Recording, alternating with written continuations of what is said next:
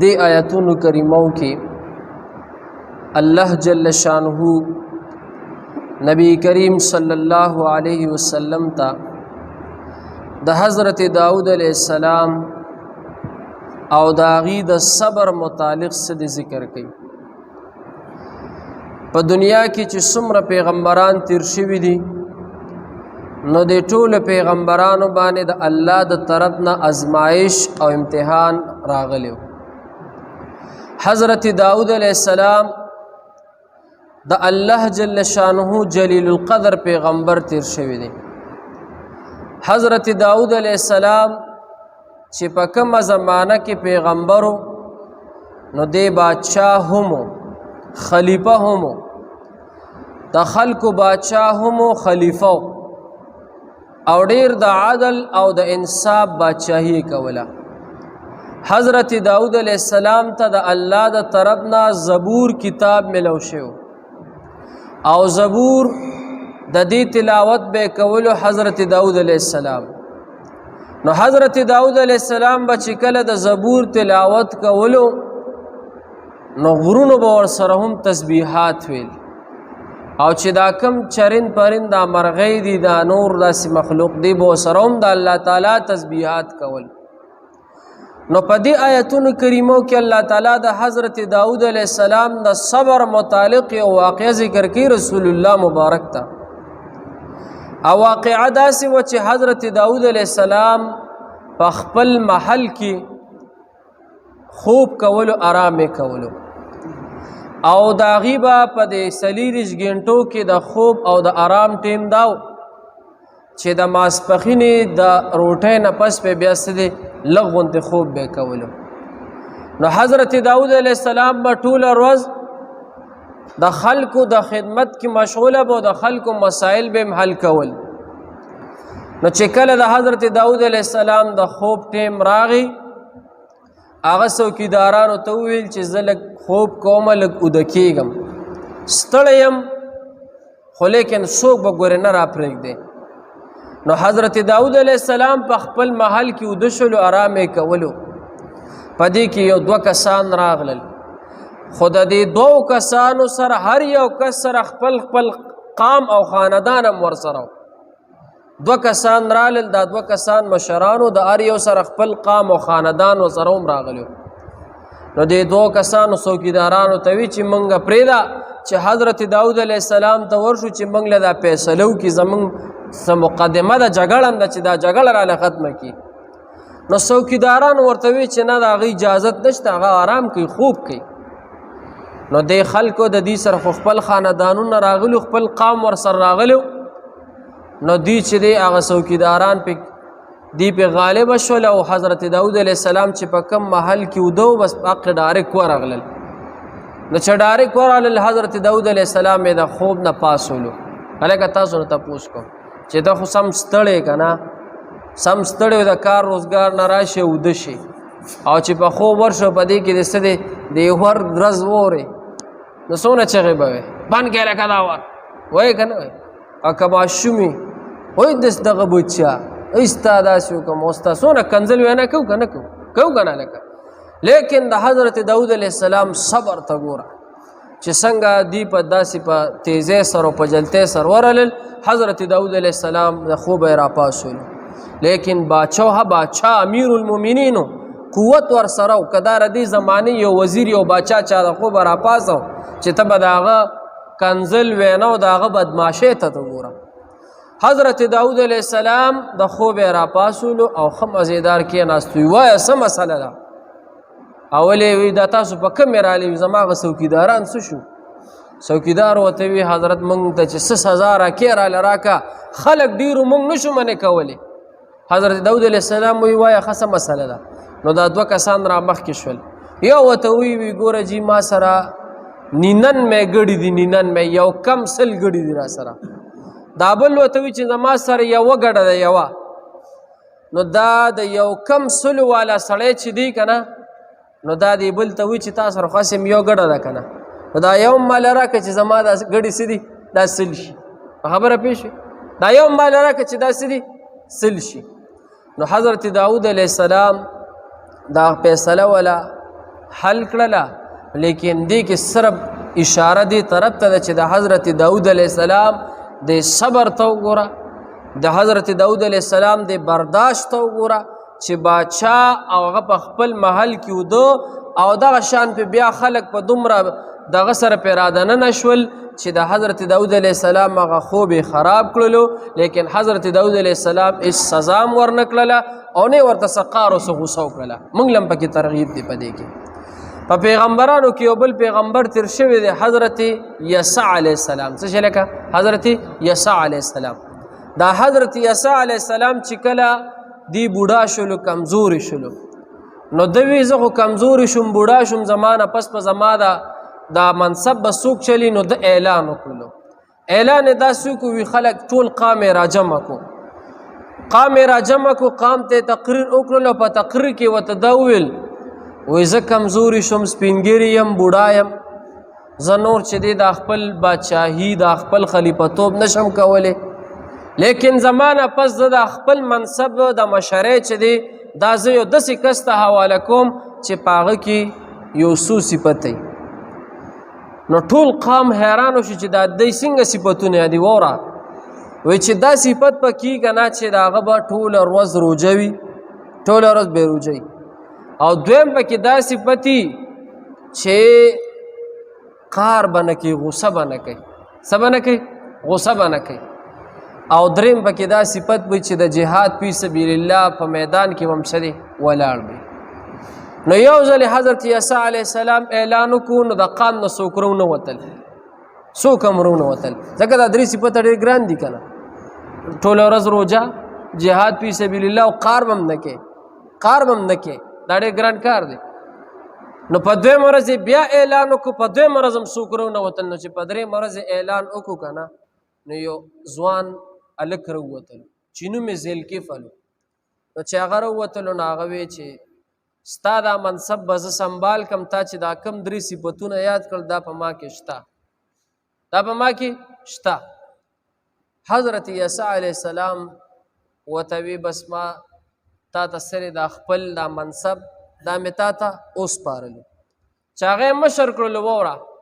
نو ذوالکفل چې دی په خپل محل کې ودو، په خپل محل کې ودو، او دی به د شپې به هم عبادت کو، ټوله شپه به الله ته عبادت کو، د ورځې روژه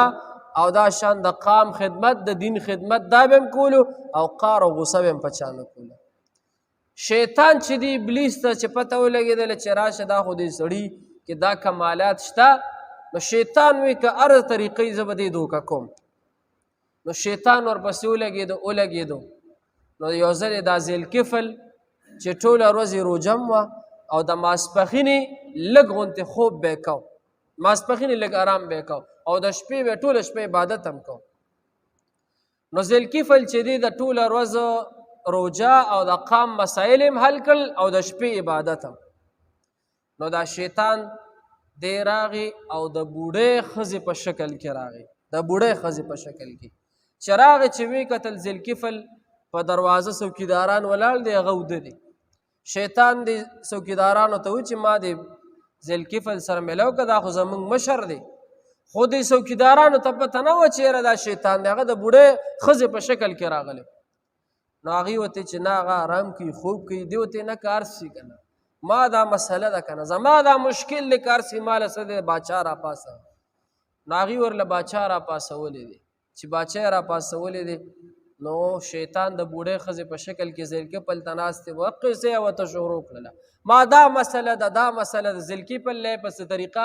خوب یې وله خراب کړو. په دویمه ورځ باندې بیا دغه شانتې، په درېیمه ورځ باندې بیا دغه شانت، په څلورمه ورځ باچا وي که هر څه څوک به هم نه راپرېږدی، ځکه د شپې مې خوب نشته، د شپې عبادت کوم، د ورځې مې دا لږ ګنټه نه مثال خوب دی د ماسپښین نه پس، نو دا څلورمه ورځ ده چې خوب مې نه دی کړی، څوک به هم نه راپرېږدی. څوکیدارانو وي ټیک ته څوک هم نه درپرېږدي. شیطان ابلیس وي که هر څه زه به سره دې دوکه کوم، دی به زه خطا کوم، دی به زه په دې خپلو په دې درې صفتونو کې به زه دې خطا کوم. نو ابلیس بیا راغی د بوډۍ ښځې په شکل کې، څوکیدارانو نه پرېښودلو. نو شیطان ته دا یو اختیار الله ورکړي چې د هر قسمه شکل کې راتلی شي. شیطان نه دی د هر قسمه شکل کې راتلی شي. نو دی په څه طریقه باندې بره په سوري باندې د محل ته ورغې د کمرې ته او ذوالکفل یې څه دی د خوبه راپاسه چې د خوب یې راپاسو نو ذوالکفل ورته وایي څوک یې دی ورته یې کار څوک یم خو بس زما مسله ده ته څنګه خوبونه کوې ما مسله حل کا ذوالکفل راپاسه دی ونیولو چې ونیولې ورته وایي وایه زما د محل دروازې خو بندې دي راغلې څنګه را دننه څنګه شوې چې دی ونیولې ورته سزا درله در کوم وایه ځان راته ښایه وایي زه ابلیس یم شیطان یم وی شیطان یم ذوالکفل ورته یې ظالمه ما ته پته چې ته شیطان یې خدا راته ووایه چې ته راغلې څنګه ما پسې راغلې څه دپاره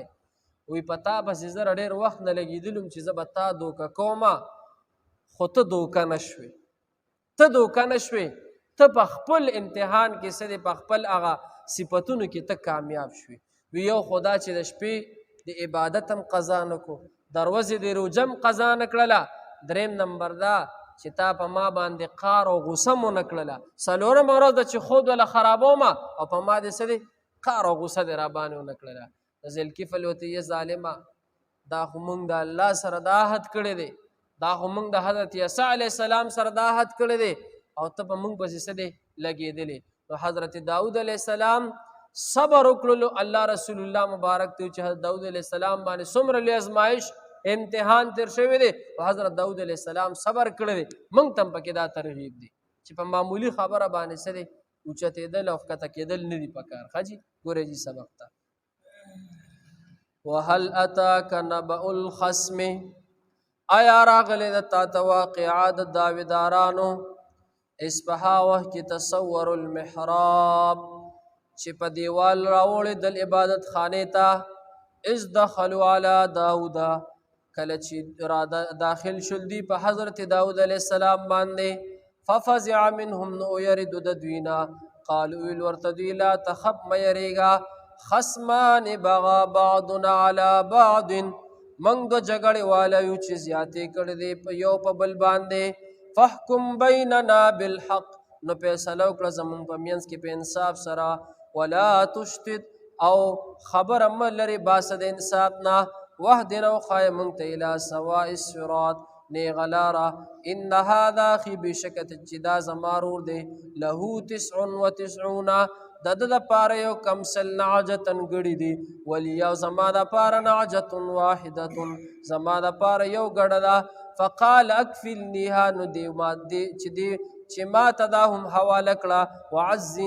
وعزني فی الخطاب او دی غالبه دی په ما باندې په خبرو کې قال ویل حضرت داود علیه السلام لقد ظلمك بسؤال نعجتك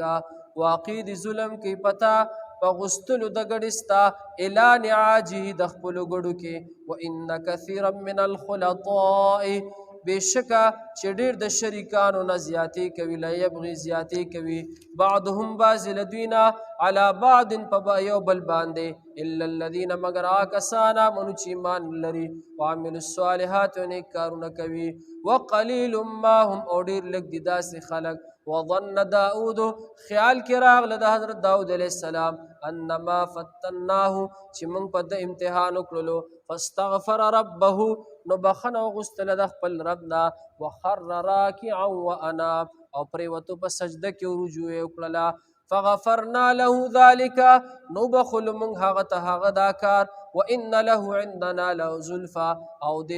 د دپاره زمونږ په نسب باندې مرتبه ده وحسن مآب او ښه انجام حاصل دی یا داود اے حضرت داود علیه السلام انا جعلناک خلیفة فی الارض من ګرځولې ته حاکم په ځمکه باندې فاحکم بین الناس بالحق نو فیصله کوه د خلکو په منځ کې په انصاف سره ولا تتبع الهوى تابعداري مه کوه د نفسي خواهش فیضلک عن سبیل الله نو ګنې دی به بېلاره کړي تا لره د خدای نه د لارې د الله نه ان الذین بشکا خلق یضلون عن سبیل الله چې بېلارې شو د لارې د الله نه لهم دپاره د هوي عذاب شدید عذاب سخت دی بما په سبب د دې نسو چې هیر کړې وه یوم الحساب دوی هغه ورځ د قیامت صدق الله الحمد لله رب العالمين والعاقبة للمتقين الصلاة والسلام على أشرف الأنبياء المرسلين وعلى آله الطيبين وعلى آله وأصحابه أجمعين. يا رب لك الحمد كما ينبغي لجلال وجهك وعظيم سلطانك يا أرحم الراحمين يا أرحم الراحمين يا أرحم الراحمين يا مالك الملك ذو الجلال والإكرام بيدك الخير إنك على كل شيء قدير. خدای مونږ چې دا کم درس وکړو یا الله په خپل دربار کې قبول کړي. خدای که زمونږ نه څه کمی شوي یا الله ته مونږ ټول معاف کړي. یا الله زمونږ د ټولو په حال باندې رحم وکړي. یا الله دا کم ناس ملګري مشران کشران د چا څه مشکلات خدای مشکلات ختم کړي، چا څه پریشانۍ ختم کړي. یا الله مونږ ټول له خیر را نصیب کړي. یا الله زمونږ د ټولو په حال باندې رحم وکړي. اللهم حسن مرادنا ويسر امورنا بجاه حبيبك ونبيك ورسولك وصلى الله تعالى على خير الخلق محمد وآله وسلم.